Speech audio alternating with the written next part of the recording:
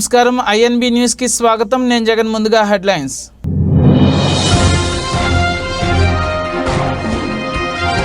నౌకల రూట్లను clear చేసేందుకు Baltimore bridge పేల్చివేత, video viral.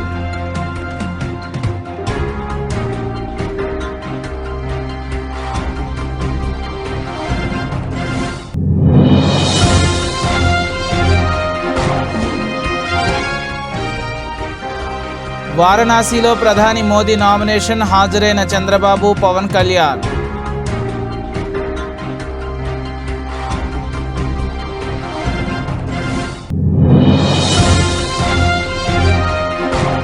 పోటెత్తిన Andhra Pradesh ఎన్నికల ఘర్షణలతో రాష్ట్రం రణరంగం. 76.50% దాటిన పోలింగ్.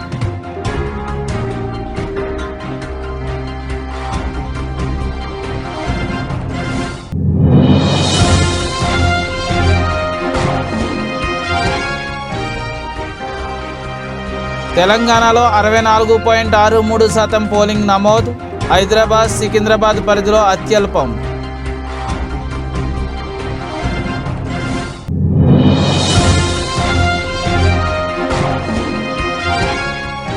హైదరాబాద్కు తిరుగు ప్రయాణమైన వాటర్లు. విజయవాడ హైవేపై వాహనాల రద్దీ.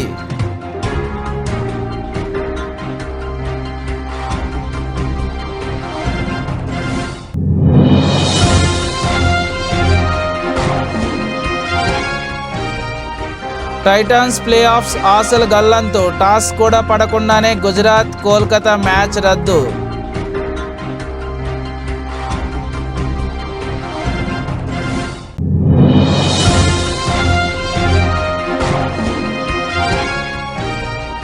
బాలీవుడ్లో బంపర్ ఆఫర్. అక్షయ్ కుమార్ సరసన మలయాళీ భామ కీర్తి సురేష్.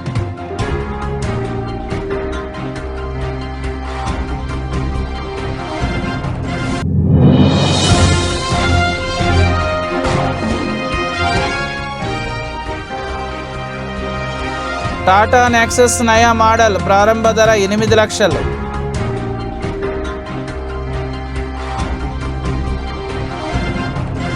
రెండు నెలల క్రితం అమెరికాలోని బాల్టిమోర్లో ఉన్న ఓ బ్రిడ్జ్ను నౌక ఢీకొట్టడంతో ఆ వంతెన కూలిన విషయం తెలిసిందే. అయితే భారీ ఎత్తున నదిలో స్టీల్ ఉండిపోవడంతో ఇప్పుడు దానిని పేల్చివేశారు. కార్గో షిప్ డాలీని చుట్టిన శిథిరాలను తొలగించేందుకు చాలా నియంత్రణతో స్టీల్ మెస్ను పేల్చివేశారు. ఎటువంటి నష్టం జరగకుండా ఈ ప్రక్రియను చేపట్టారు. కూలిన బ్రిడ్జికు బాంబులు పెట్టి పేల్చివేశారు. అయితే రవాణా నౌకలు వెళ్లే రూటును క్లియర్ చేసే ప్రక్రియలో భాగంగా కూలిన బ్రిడ్జిను పేల్చివేశారు. వాస్తవానికి వెదర్ సరిగా లేకపోవడం వల్ల 2 సార్లు పేల్చివేతను సోమవారం నిలిపివేశారు. దాలి నౌకని చుట్టిన ఇనుప ముక్కలను తీసివేసేందుకు మరో ప్లాన్ వేశారు. సుమారు 2.6 కిలోమీటర్ల దూరంలో ఉన్న ఫ్రాన్సిస్ ట్రాకీకి బ్రిడ్జ్ మార్చి 26వ తేదీన కూలింది. డాలీ నౌక అదుపు తప్పి ఢీకొట్టడంతో ఆ బ్రిడ్జి కూలిన విషయం తెలిసిందే. లోక్సభ ఎన్నికల ప్రక్రియలో భాగంగా ప్రధాని నరేంద్ర మోదీ వారణాసి లోక్సభ స్థానానికి మంగళవారం నామినేషన్ దాఖలు చేశారు. నామినేషన్ దాఖలకు ముందు గంగా సప్తమి సందర్భంగా దదద్వమేధ ఘాట్లో గంగానదికి మోదీ ప్రత్యేక పూజలు నిర్వహించారు. అనంతరం కాలభైరవ ఆలయాన్ని సందర్శించిన మోదీ కాలభైరవ ఆలయంలో ప్రత్యేక పూజల్లో పాల్గొన్నారు. నామినేషన్ కార్యక్రమంలో ప్రధాని మోదీ వెంట యూపీ సీఎం యోగి ఆదిత్యనాథ్ ఉన్నారు. వారణాసి లోక్సభ నియోజకవర్గం నుండి మోదీ 2014-2019 ఎన్నికల్లో భారీ మెజార్టీతో విజయం సాధించారు. మూడోసారి పోటీ చేసేందుకు నామినేషన్లు దాఖలు చేశారు. మోదీపై యూపీ కాంగ్రెస్ చీఫ్ అజయ్ రాయ్ మూడోసారి పోటీ చేస్తున్నారు. జూన్ 1-7 విడతలో భాగంగా వారణాసి లోక్సభ స్థానానికి పోలింగ్ జరగనుంది. నామినేషన్ కార్యక్రమం అనంతరం భారీ ర్యాలీ నిర్వహించనున్నారు. ఈ ర్యాలీలో అమిత్ షా, రాజ్నాథ్ సింగ్, లోక్దళ అధ్యక్షుడు జయంత్ చౌహారి, ఎల్జేపీ చీఫ్ విరాగ్ పాస్వాన్, ఆప్నాదల్ అధ్యక్షురాలు అనురాగ్ ప్రీ పటేల్, సుహేల్ దేవ్, భారతీయ సమాజ్ పార్టీ అధ్యక్షుడు ఓంప్రకాష్ రాజ్భర్ సహా ఎన్డీఏ భాగస్వామి పార్టీల నేతలు పాల్గొనున్నారు. వీరిలో ఏపీ నుండి టీడీపీ అధినేత చంద్రబాబు నాయుడు, జనసేన అధినేత పవన్ కళ్యాణ్ పాల్గొనున్నారు. అదేవిధంగా బీజేపీ ఎన్డీఏ ముఖ్యమంత్రులు యోగి ఆదిత్యనాథ్, నితీష్ కుమార్, పుష్కర్ సింగ్ ధామి, మోహన్ యాదవ్, విష్ణుదేవ్ సాయి, ఏక్నాథ్ సిండే, భజన్ లాల్ శర్మ, హేమంత్ బిశ్వా శర్మ, నాయాబ్ సింగ్ సైని, ప్రమోద్ సావంత్, ప్రేమ్ సింగ్ తమంగ్, మానిక్ సాహా పాల్గొనున్నారు. ఆంధ్రప్రదేశ్లో ఎన్నికలు రణరంగంగా మారాయి. అనేక చోట్ల ఉద్రిక్త పరిస్థితులు నెలకొన్నాయి. టీడీపీ, వైసీపీ కార్యకర్తలు కర్రలు, రాళ్లతో పరస్పర దాడులకు తెగబడ్డారు. పలు చోట్ల వాహనాలు, ఈవీఎంలను కూడా ధ్వంసం చేశారు. పరిస్థితి అదుపు చేసేందుకు పలు ప్రాంతాల్లో నాయకులను పోలీసులు గృహ నిర్బంధం చేశారు. ఒకచోట ఏకంగా రబ్బర్ బుల్లెట్లు ప్రయోగించారు. ఏ నియోజకవర్గం అనే తేడా లేకుండా ఘర్షణలు జరిగాయి. ఘటనలపై టీడీపీ, వైసీపీ పోటీపడి ఎన్నికల సంఘానికి ఫిర్యాదులు చేశాయి. ఘటనలపై ఆగ్రహం వ్యక్తం చేసిన కేంద్ర ఎన్నికల సంఘం ఇరు పార్టీలను హెచ్చరించింది. నర్సరావుపేటలో ఎమ్మెల్యే గోపిరెడ్డి శ్రీనివాస్ ఇంటిపై ప్రత్యర్థి పార్టీ కార్యకర్తలు దాడి చేయడంతో అడ్డుకునేందుకు పోలీసులు రబ్బర్ బుల్లెట్లు ప్రయోగించారు. గజపతి నగరం నియోజకవర్గంలోని కొత్త శ్రీరంగరాజపురంలో పోలింగ్ అధికారిపై వైసీపీ నేతలు దాడి చేశారు. పల్నాడు జిల్లా రెడ్డచింతల మండలం జట్టిపాలెంలో టీడీపీ నేతలు ఈవీఎంను ధ్వంసం చేయడంతో కొద్దిసేపు పోలింగ్ నిలిచిపోయింది. తర్వాత కొత్త ఈవీఎంలు ఏర్పాటు చేసి పోలింగ్ను కొనసాగించాల్సి వచ్చింది. పాయకరావుపేట నియోజకవర్గం కొత్తరేవు పోలవరం గ్రామంలో టీడీపీ, వైసీపీ శ్రేణులు కుర్చీలు, కర్రలతో కొట్టుకున్నారు. పల్నాడు రాజుపాలెం మండలం గణపవరంలో వైసీపీ నేత మర్రి సుబ్బారెడ్డిపై టీడీపీ కార్యకర్తలు దాడికి దిగారు. దాడిలో పిన్నెల్లి రామకృష్ణారెడ్డి కొడుకు గౌతమ్ రెడ్డికి తీవ్ర గాయాలయ్యాయి. ఈరోజు మన పార్లమెంట్ ఎన్నికల్లో భాగంగా ఈరోజు నార్సింగ్ మండలం వల్లూరు గ్రామంలో నేను నా ఓటును సద్వినియోగం చేసుకోవడం జరిగింది. అలాగే ప్రతి ఒక్కరు కూడా, ఈ ఓటర్లందరూ కూడా మనకి సరైన నాయకుడిని ఎన్నుకోవడానికి వచ్చే సువర్ణ అవకాశం కాబట్టి ప్రతి ఒక్కరూ తమ అమూల్యమైన ఓటును సద్వినియోగం చేసుకోవాల్సిందిగా అందరినీ కోరుచున్నాను. అలాగే పక్క గ్రామాలు కానీ లోకల్లో అందుబాటులో లేని వాళ్ళు కూడా ఈ ఓటును దూరం నుంచి వచ్చైనా సరే మన ఒక్క ఓటు లేకపోతే ఏమవుతుంది అని అనుకోకుండా దయచేసి అందరూ కూడా ప్రతి ఓటు అమూల్యమైంది కాబట్టి దీన్ని అడ్డుకునే ప్రయత్నం కానీ సరళంగా జరిగే ఎన్నికలు సరళంగా జరిగేటట్టు చేస్తారా?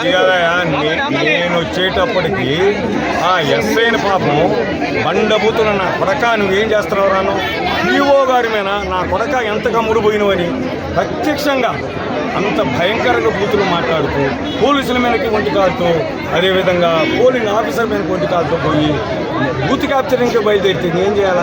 పీఓ గారు ఏమంటున్నారు సార్ ఈ విషయం మీద? అది మీరు అడగాల. నేను ఇప్పుడు సక్రమంగా ఓటింగ్ సరిపోయేదానికి వచ్చాను, ఇతర దౌర్జన్యానికి ఎదుర్కొనేదానికి వచ్చాను.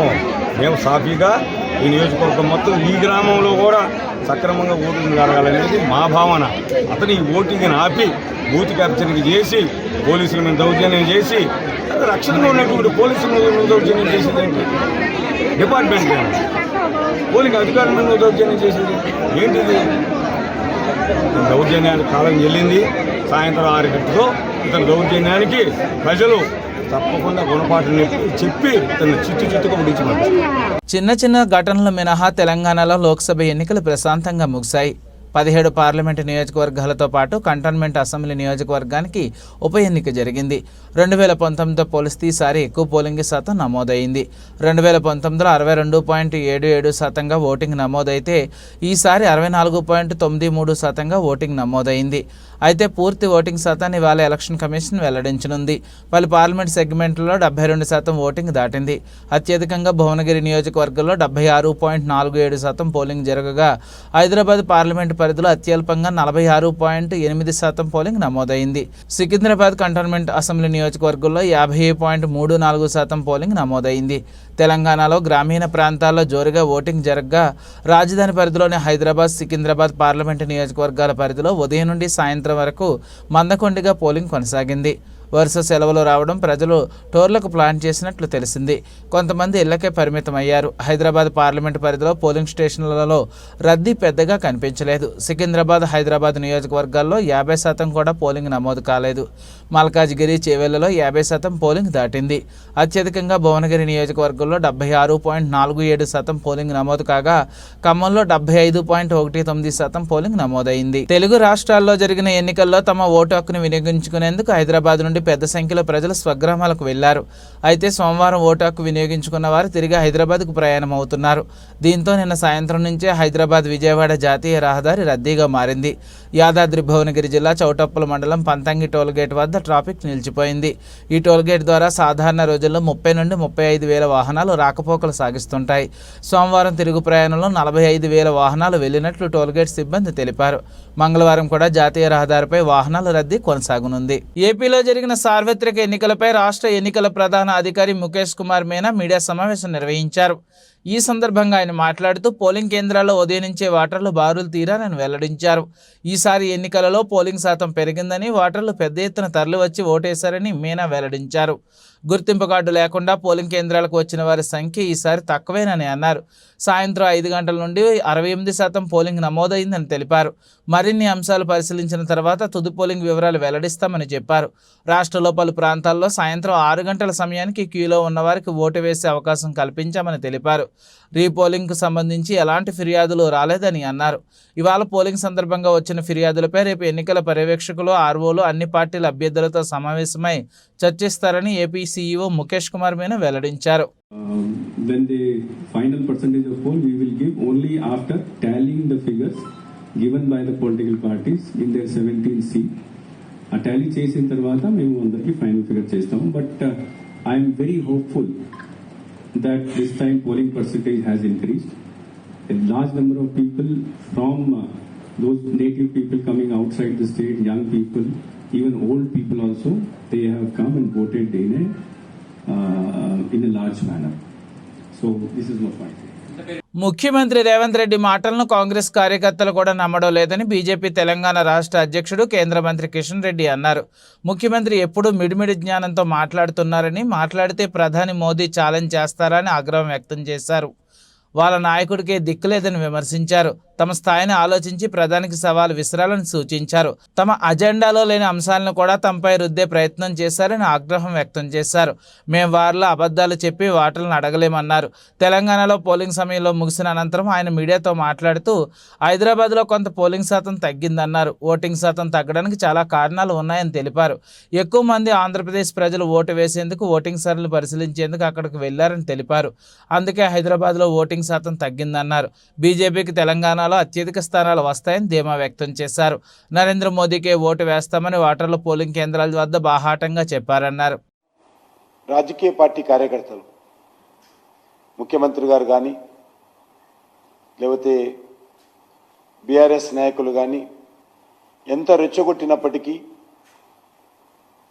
ఎక్కడ కూడా ఏ రకమైనటువంటి అవాంఛనీయ సంఘటనలు జరగకుండా కార్యకర్తలు సాధ్యమైనంత వరకు ప్రశాంతంగా ఉన్నారనే విషయాన్ని ఈ సందర్భంగా నేను మనవిస్తున్నాను. అది కాంగ్రెస్ పార్టీ కావచ్చు, లేక మరొక పార్టీ కావచ్చు, బీజేపీ కార్యకర్తలు కావచ్చు, అందరూ సమ్మేళనంతో మరి ఈ యొక్క ఎన్నికల్లో పాల్గొన్నారు. నేను అన్ని రాజకీయ పార్టీలకు కూడా, ఎందుకంటే మనము ప్రత్యర్థులమే తప్ప మన శత్రువులం కాదు. రాజకీయ పార్టీలు ప్రత్యర్థులే తప్ప శత్రువులు కాదు. కాబట్టి ఆ రకంగా కార్యకర్తలందరూ కూడా మరి సమ్మేళనంతో వివరించారు. ఈరోజు గ్రామీణ ప్రాంతాలు, పట్టణ ప్రాంతాలని చూడకుండా చాలామంది ప్రజలు కాంగ్రెస్ పార్టీ ప్రజలను రెచ్చగొట్టే ప్రయత్నం చేసిన ముఖ్యమంత్రి గారు కానీ, లేక రాహుల్ గాంధీ కానీ, ప్రజలు ఏమాత్రం కాంగ్రెస్ పార్టీని ఎన్నికల్లో పట్టించుకోలేదు. కాంగ్రెస్ పార్టీ ప్రజలు కాదు, కాంగ్రెస్ పార్టీ కార్యకర్తలు కూడా రేవంత్ రెడ్డి మాటలను పట్టించుకోలేదు. ఎంతంటే ఆయన మాటలను చూస్తే గ్రామాలన్నీ కూడా అగ్గి రగలాలి, ఆ రకమైనటువంటి మాటలు మాట్లాడారు. కానీ కాంగ్రెస్ పార్టీ కార్యకర్తలు కానీ, ప్రజలు కానీ రేవంత్ రెడ్డి మాటలను చూసి నవ్వుకున్నారు తప్ప ఎక్కడ కూడా ఎన్నికల్లో సీరియస్గా వాళ్ళు పట్టించుకోలేదు. వాళ్ళ ఎమ్మెల్యేలు కూడా పట్టించుకోలేదు. ఆ రకమైనటువంటి పరిస్థితి. ఏపీలో జరిగిన పోలింగ్ ప్రజల నుండి భారీ స్పందన లభించడం రాజకీయ వర్గాలను ఆశ్చర్యంలో ముంచెత్తింది. టీడీపీ నేతల పోలింగ్ సరళిపై సంతోషం వ్యక్తం చేస్తుండగా రాష్ట్ర ప్రభుత్వ సలహాదారు సజ్జల రామకృష్ణారెడ్డి కూడా ఈ అంశంపై మాట్లాడారు. ప్రజలు ఓటు వేసేందుకు పోలింగ్ కేంద్రాలకు వెల్లువెత్తారని, గతంలో ఈ ట్రెండ్ ఎప్పుడూ లేదని తెలిపారు. సీఎం జగన్ పేదల కోసం చేసిన కృషి ఫలితమే ఇవాళ ప్రభుత్వ సానుకూల ఓటు ఉప్పెనలా పోటెత్తిందని అభివర్ణించారు. ఓటింగ్పై ప్రజలు ముందుగానే నిర్ణయించుకున్నారని, ఇంకా పోలింగ్ కేంద్రాల వద్ద ఓటర్లు క్యూ లైన్లో ఉన్నారని సజ్జలు వివరించారు. టీడీపీ నేతలు ల్యాండ్ టైటిలింగ్ యాక్ట్పై చేసిన ప్రచారాన్ని ప్రజలెవరూ నమ్మలేదని అన్నారు. పేద ప్రజల అభివృద్ధే తమ అజెండా అని, పేదల అభివృద్ధే రాష్ట్ర అభివృద్ధిని స్పష్టం చేశారు. టీడీపీ వర్గీయులు రిగ్గింగ్ చేయడమే కాకుండా ఈవీఎంలు కూడా ధ్వంసం చేశారని, అయితే వైసీపీ శ్రేణులు ఎక్కడా నియంత్రణ కోల్పోలేదని, వైసీపీ కార్యకర్తలు సంయమనం పాటించారని వెల్లడించారు. ఏ ఎస్సీ, ఎస్టీ, బీసీ, మైనారిటీ వర్గాల కోసం, మహిళల కోసం ఏ పేద వర్గాల కోసం అహర్నిశలు పాటుపడే వాళ్ళ సంక్షేమం కోసం, వాళ్ళ అభివృద్ధి కోసం ఆ వర్గాలన్నీ, ముఖ్యంగా మహిళలు ఈరోజు ఉదయం పోలింగ్ మొదలైనప్పటి నుంచి ఇప్పటికి కూడా ఎంత ఉత్సాహంగా పాల్గొన్నారో చూస్తే ఆశీస్సులు ఎవరికున్నాయనేది ప్రత్యేకంగా చెప్పాల్సిన అవసరం లేదు. ప్రజల కోసం పాటుపడితే, ప్రజల్లో మమేకమైతే దీవెనలు ఎలా ఉంటాయి అని జగన్మోహన్ రెడ్డి గారు ఆశించారో అవి ఈరోజు పోలింగ్ సరళిని కానీ, సుదీర్ఘంగా క్యూలు గట్టి గంటల తరబడి నిరీక్షించి వేయడంలో కానీ ఆ అభిమానం, ఆ ఆశీస్సులు ప్రతిబింబించాయి. ఇంతకుముందే ఎన్నికల కమిషన్ ఇక్కడ చీఫ్ ఎలక్టరల్ ఆఫీసర్ ప్రకటించిన ప్రకారం 75%. మొత్తం మీద ఏదైనా సరే బ్యాలెట్ బాక్సుల్లో ఈవీఎంలో నిక్షిప్తమైంది. దాని గురించి ఎక్కువ లోతుకు పోవాల్సిన అవసరం లేదు. ఎవరి అంచనాలు వాళ్ళు వేసుకోవచ్చు. కానీ ఒకటైతే అంతిమంగా ప్రజలది విజయం అవుతుంది.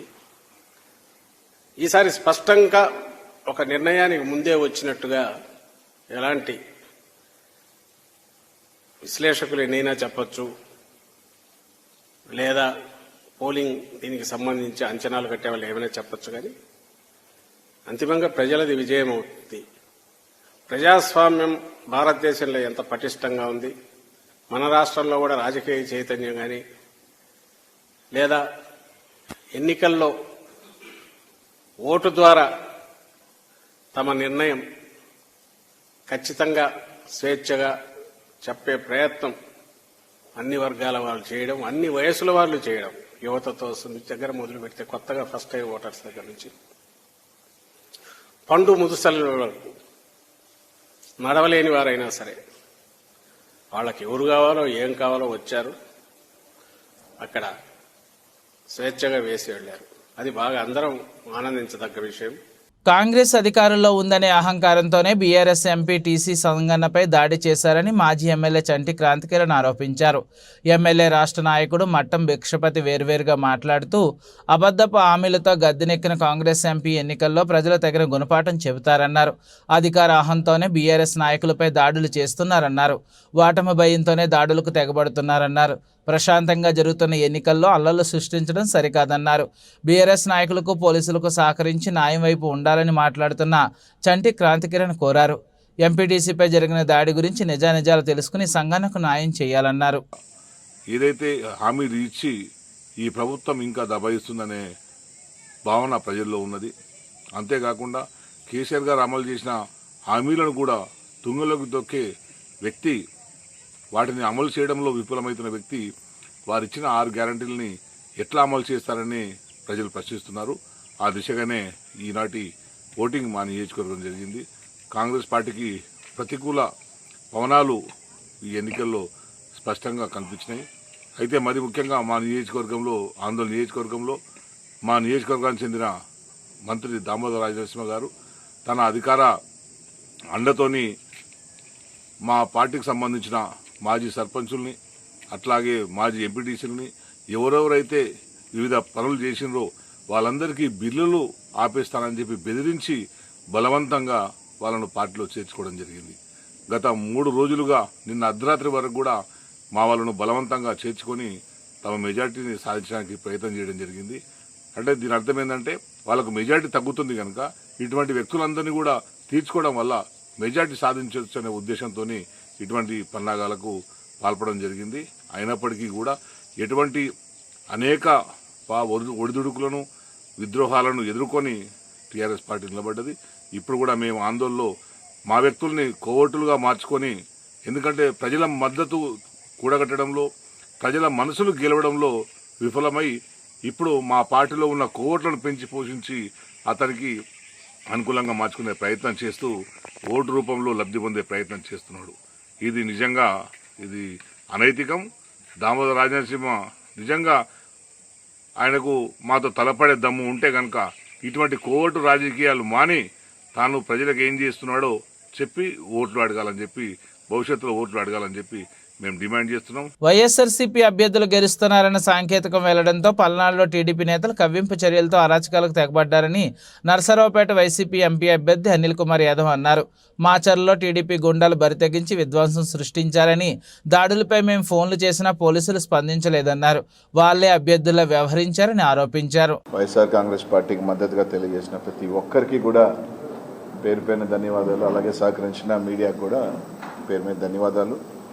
ఏదైతే నన్ను ఎంపీగా ప్రకటించిన తర్వాత గత 2 నెలలు అందరూ కూడా 7 మంది శాసనసభ్యులు అభ్యర్థులు సహకారంతో మా నాయకులు కార్యకర్తలు దగ్గరుండి నన్ను ముందుకు నడిపించడం, అలాగే నిన్న పెద్ద ఎత్తున కూడా ఓటర్లందరూ కూడా తప్పకుండా వైఎస్ఆర్ కాంగ్రెస్ పార్టీని మా 7 మంది శాసనసభ్యుల్ని ఎంపీగా నాకు కూడా తప్పకుండా జగన్మోహన్ రెడ్డి గారిని మళ్ళీ ముఖ్యమంత్రిని చేసుకోవాలన్న తపన వాళ్ళ ఇది కూడా నిన్న కనిపించడం కూడా జరిగింది. నిన్న 7కి 7 నియోజకవర్గాల్లో మీరు చూస్తే ఎప్పుడూ లేని విధంగా, అంటే ఎప్పుడో 15-20 సంవత్సరాల క్రితం జరిగిన వాతావరణం దాదాపు గత 10 సంవత్సరాలుగా మీరు తీసుకుంటే పల్నాడులో లేని వాతావరణం నిన్న చూడటం కూడా జరిగింది. నిన్న ఏదైతే ఏకపక్షంగా వైఎస్ఆర్ కాంగ్రెస్ పార్టీకి ప్రజలు మద్దతు తెలియజేస్తూ ఉన్నారు, మా శాసనసభ్యులు గెలుస్తూ ఉన్నారు నాకు సంకేతం వెళ్ళిన తర్వాత నిజంగా పోలీస్ని ప్రత్యేకంగా చెప్పుకోవాలి. మాచర్ల దగ్గర నుంచి తీసుకుంటే మాచర్ల నియోజకవర్గంలో మీరు చూస్తుంటే కరెక్ట్గా ఒక 3 రోజుల క్రితం సిఐల్ని ఎస్ఐల్ని మార్చుకోవటం కూడా జరిగింది. మార్చుకున్న దగ్గర నుంచి నిన్న మీరు చూడండి ప్రతి నియోజకవర్గంలో పోలింగ్ దాకా పోలింగ్ తర్వాత తెలుగుదేశం చేసిన అరాచకం అందరూ కూడా చూశారు. బాగా మీరు గమనిస్తే ఏదైతే తెలుగుదేశం పార్టీ గట్టిగా ఉన్న ప్రాంతాలలో అంతా అసలు పోలీసే లేదు. 3000 ఓట్లు ఉన్న దగ్గర ఒక్క police, single men. YSR Congress party గట్టిగా ఉన్న దగ్గరలా తీసుకుంటే ఒక బెటాలియన్ ఓట్లేయనీయకుండా తెలుగుదేశం పార్టీ వాళ్ళు రచ్చ చేస్తూ ఉంటే చెదరగొట్టే ప్రయత్నం. అక్కడ మాత్రం యథేచ్ఛగా మీరు ఓట్లు వేసుకోండి, ఫోన్ చేసి చెప్తే సార్ పంపిస్తాం సార్, మేము లేదు, ఫోన్లు ఎత్తే పనే లేదు. తెలుగుదేశం పార్టీ ఒకవేళ అధికారంలోకి వస్తే ఏ విధంగా ఉండబోతుందో అనేది కానీ ఒక సంకేతాల్లాగా ఇచ్చారు. అది వచ్చేది లేదు, పెట్టేది లేదు. తిరిగి వైఎస్ఆర్ కాంగ్రెస్ పార్టీ జగన్మోహన్ ముఖ్యమంత్రి అవుతున్నారు. వరంగల్, నల్గొండ, ఖమ్మం పట్టభద్రుల ఎమ్మెల్సీ ఎన్నికల్లో పోటీ చేస్తున్నటువంటి 6 ఇండిపెండెంట్ అభ్యర్థులు ఈరోజు విత్డ్రా చేసుకున్నారు. వరంగల్, ఖమ్మం, నల్గొండ కాంగ్రెస్ ఎమ్మెల్సీ అభ్యర్థి తీర్మాన్ మల్లాలకు మద్దతు తెలిపారు. అనంతరం వారు మీడియా సమావేశంలో మాట్లాడుతూ ప్రస్తుత తెలంగాణ రాష్ట్ర రాజకీయాల్లో ప్రజల తరపున, విద్యార్థుల తరపున, నిరుద్యోగుల తరపున మాట్లాడే గొంతుకులు తక్కువైన సందర్భంలో వీరు గొంతుకగా తెర మీదకు వచ్చినటువంటి తీర్మాన్ మల్లను గెలిపించి చట్టసభల్లో పంపించడం ద్వారా ప్రజలకు మంచి జరుగుతుందని ఎమ్మెల్సీ ఇండిపెండెంట్ అభ్యర్థులు విత్డ్రా చేసుకోవడం జరిగిందని తెలిపారు. అంతేకాకుండా రాష్ట్ర చరిత్రలోనే తన ఆస్తులను రాష్ట్ర ప్రభుత్వానికి రాసి ఇచ్చేసి తన మంచి మనసును నిలుపుకున్నటువంటి వ్యక్తి తీర్మాన్ మల్లన్ అని అన్నారు. అందరికీ జై భీమ్. ఈరోజు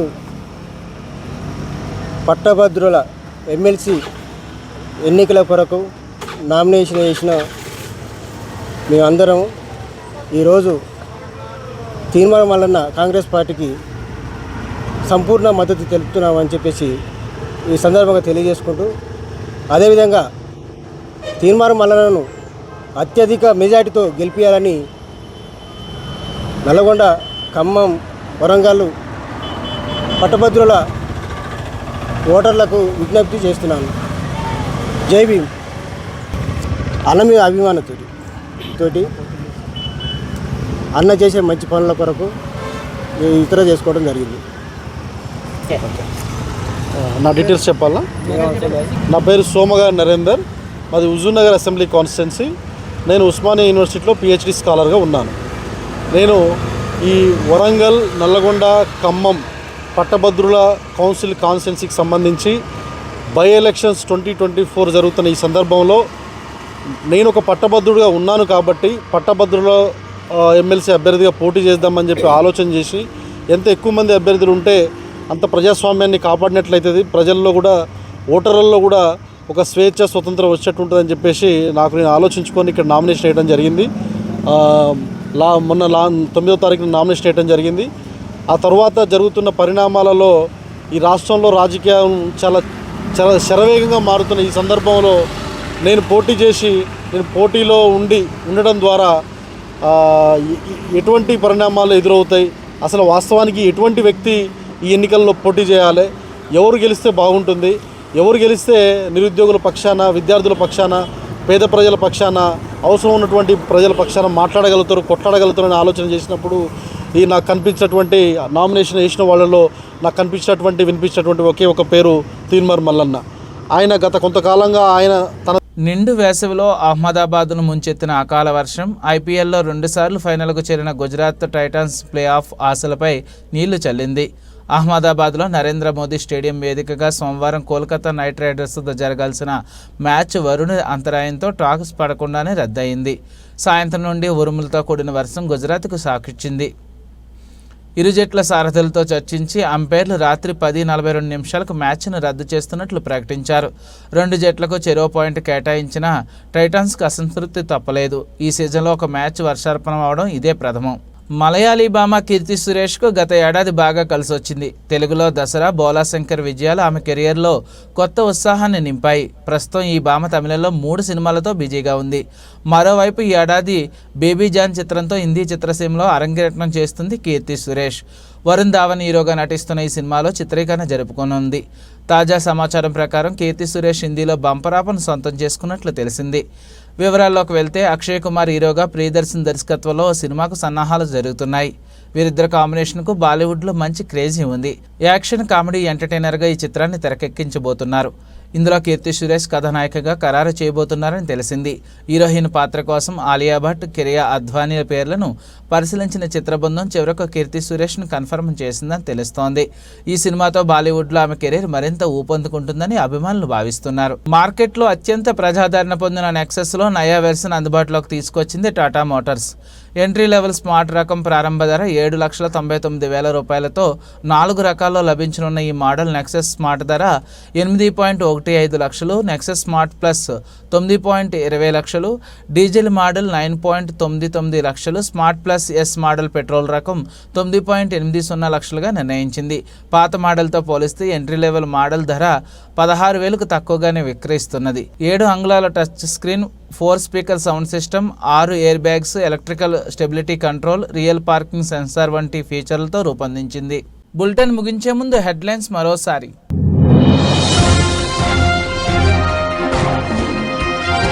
నౌకల రూట్లను క్లియర్ చేసేందుకు Baltimore bridge పేల్చివేత, video viral.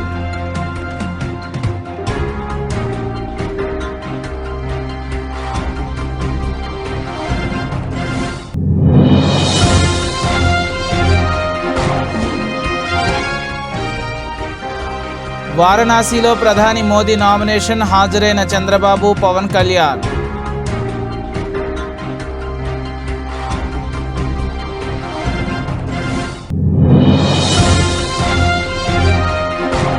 పోటెత్తిన Andhra Pradesh ఎన్నికల ఘర్షణలతో రాష్ట్రం రణరంగం. 76.50% దాటిన పోలింగ్.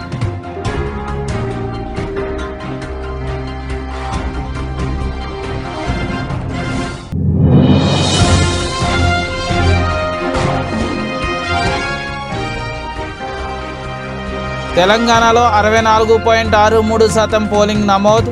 హైదరాబాద్, సికింద్రాబాద్ పరిధిలో అత్యల్పం.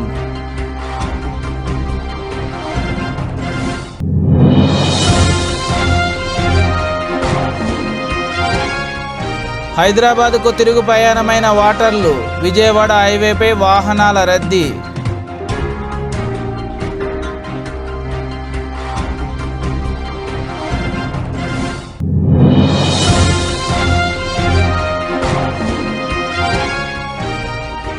టైటాన్స్ ప్లే ఆఫ్స్ ఆశలు గల్లంతు. టాస్ కూడా పడకుండానే గుజరాత్ కోల్కతా మ్యాచ్ రద్దు.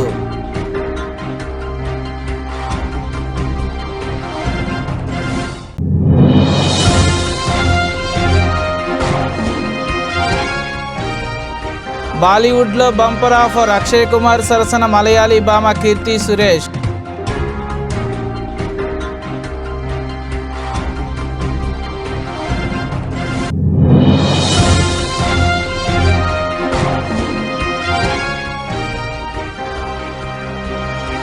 టాటా నెక్సస్ నయా మోడల్ ప్రారంభ ధర 8 లక్షలు.